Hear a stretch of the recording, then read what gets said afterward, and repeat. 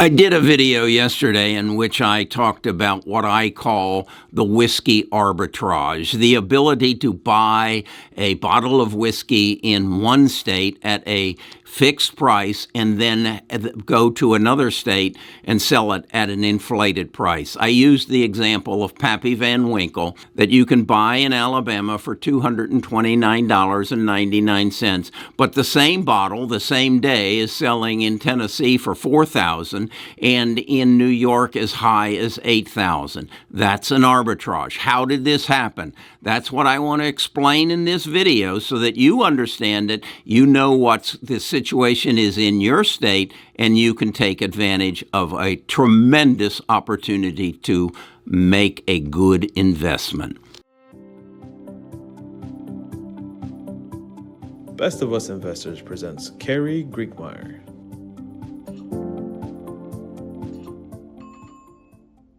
Okay, the backstory is that when we, as a country, banished prohibition, the country basically said the laws and the rules relative to selling whiskey were going to be controlled by the 50 states. As it turned out, 30 states are what is called open states. That is, they buy their whiskey from the distributor and then put whatever price they want on it. Basically the same as any retail store that you might go into. Then there were what was called controlled states. And the controlled states basically said, no, the state will control the price of the whiskey, thus making sure they made profits so that they could make life better and control the evils of whiskey in their state. And those states have basically become what is called controlled states. The controlled states are Alabama, Idaho, Iowa, Maine, Michigan, Mississippi, Montana, New Hampshire, North Carolina, Ohio, Oregon, Pennsylvania, Utah, Vermont, Virginia, West Virginia, and Wyoming. In essence, what I'm saying is in those 17 states, the state determines what the price of the liquor is going to be once they get it from the wholesaler. So to give you an example, one of the whiskeys I'm watching is called Eagle Rare Single Barrel Bourbon 17-year. Now, I can buy that bottle in, if I can get one of them that comes in at my liquor store for $99.99. But if I go to my search engine and say, what would I pay for it if I want to buy it over the internet, that would be $2,599 on the same day. Why is that? Because the open states basically say, we'll get as much as we can for it. Whereas the controlled states say, we have a controlled amount of markup, and that markup is something in the neighborhood of 15%. Understand? So if I can buy that Eagle Rare Single Barrel Malt Whiskey, 17 years, that means it sat in a cask for 17 years before it was bottled, I can get it for $99. Now, I said to myself, I wonder if that's peculiar. So I went and I looked at North Carolina. I can buy that same bottle in North Carolina for $109. But if I want to buy it online, and that then makes me exposed to the open states, I'm going to pay a minimum of $2,599. What does that mean to you? That means that if you've got the interest in the fortitude to go seek out, learn the liquor laws in your state or your neighboring states, and learn how to get access to those bottles of, in this case, bourbon, you can make an enormous arbitrage profit immediately. How do you sell them? Well, basically, you make an agreement. In those states, they have private liquor stores. You make an agreement with a liquor store that, hey, I've got a bottle of Eagle Rare single barrel bourbon, 90 proof, 17 year, that I'd like you to sell for $2,599, and I'd be willing to give you a 10% or maybe even a 15% take on it.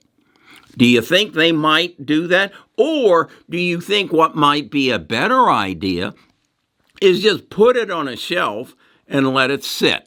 It's already worth $2,599. It's got a date on the bottle. It's engraved in the glass. It's got a tag number on the front of it, and it's only going to go up in price.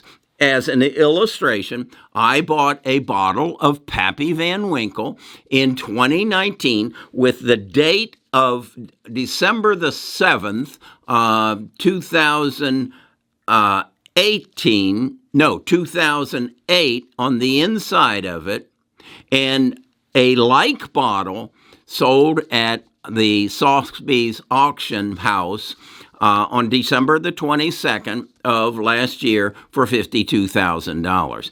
That's the arbitrage. That's the potential that lies here. So is that a better investment than Amazon stock? I think it is. I think it is. Is it where I want to put 50% of my investment portfolio? No, it is not.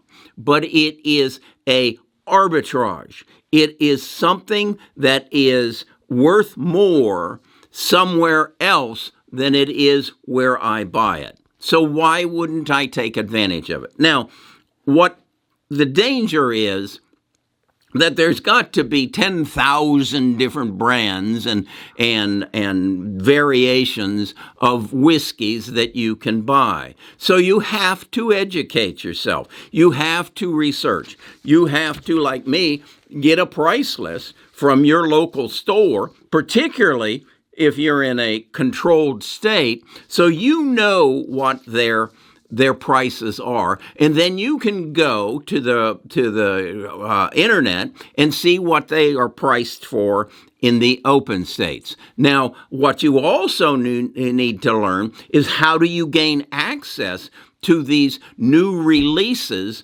of bourbons and gins. And now, I wouldn't invest in gin. Gin doesn't maintain its quality over years, but certainly bourbons, rums, Scotch whiskeys, all brown liquids stay well in a bottle. So I would want to learn about that. So here's what I'm doing. I have written. Right now, I've got about 40 pages of written material that I have gathered so that I have a better understanding of this, and so that I can be an informed investor. And so that I can walk into a liquor store when they've got their new release, and I've got the price of what it is selling for in the store, as well as the price of what it's selling for in the open states. And so I know the arbitrage when I go in. I also know what variations of this Eagle Rare there might be. Is there one that is maybe 22 years as opposed to 17? And is that a better price? What makes one whiskey more rare and more expensive than another? And it's usually age, it's the brand, it's the knowledge. I also recognize that this is available in other countries. I've bought a bottle of Irish whiskey. I'm going to buy some Scotch whiskey. I'm going to buy some Indian whiskey, because the Indian and Chinese market, as their populations are gaining in stature and building a middle class and an upper class, they are also wanting to buy liquors of their own country. So in my book, I'm researching to say, okay, what is the best Chinese whiskey that I can buy? What is the best Indian whiskey that I can buy? Because the most expensive bottle of whiskey that I have found thus far is a Japanese bottle that been in the barrel for 55 years, and it goes for over $800,000 a bottle. So this is what this is all about. This is the opportunity that I think is there. I did the other video, and I got a comment that basically said, well, you must be scraping the bottom of the barrel on the investment markets if you're talking about investing in alcohol. I'm sorry if that offends you. You don't have to drink the stuff if you don't believe in it or don't like it, but this is an investment opportunity, and that is my pledge to you. I pledge to you, when I started this 3 years ago as a retired financial advisor, I would help you make better investment decisions. And if I can do that, if I can give you a key that you can go down to your liquor store and you can buy a bottle of liquor for $99 and know that you can immediately turn around and sell it for $2,599, I ask you, when have you gotten better financial advice, and who did you get it from? If you did, you got it from your father or your grandfather, because they're the only people who would share that kind of knowledge with you. But I'm going to share it with you, and I challenge you.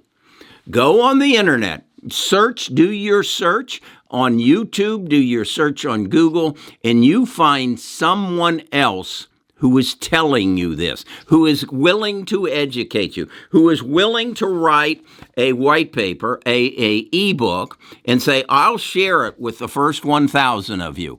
Go into the description, find the link of buying whiskey, and when I finish this, my rough draft, before I take it to be published in a book form, I'm going to give 1,000 of you the information that I've gathered that is going to give me an arbitrage advantage. Now, again, I live in one of the 17 states. Maybe you don't, but maybe you have a brother or a sister or a mom or a dad or an aunt and an uncle.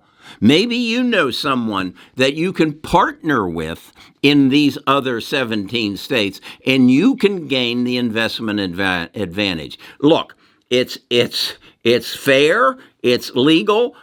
In my book, I'll explain the tax consequences. Yes, if you sell that liquor, you got to pay the appropriate state taxes. Some states don't charge taxes. That's all in the book, okay? In the ebook. The published book will come later. So that's my words of wisdom today. I'm going to continue to spend my time to research this. Once I get it to the finished product, I'm basically going to suggest that those of us who are truly interested in making money by using the whiskey arbitrage, we're going to form a Discord. We're going to come together and we're going to, minute by minute, educate each other to take advantage of this and find a way to make better investment decisions, and in some cases, to better the lives of those who follow us. As a result of an inquiry in my research,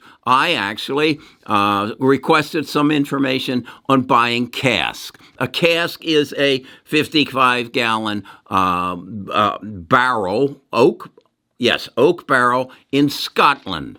And I'm exploring buying that barrel of Scottish whiskey and owning it for maybe 25 years and then bottling it and selling it with my name on it, okay? Or whatever I want to do with it. These are opportunities. I'm going to explore that. I will cover what I learned in my white paper that I'm going to make available to the first 1,000 of you who say, yeah, Kerry, I want to go down this path with you.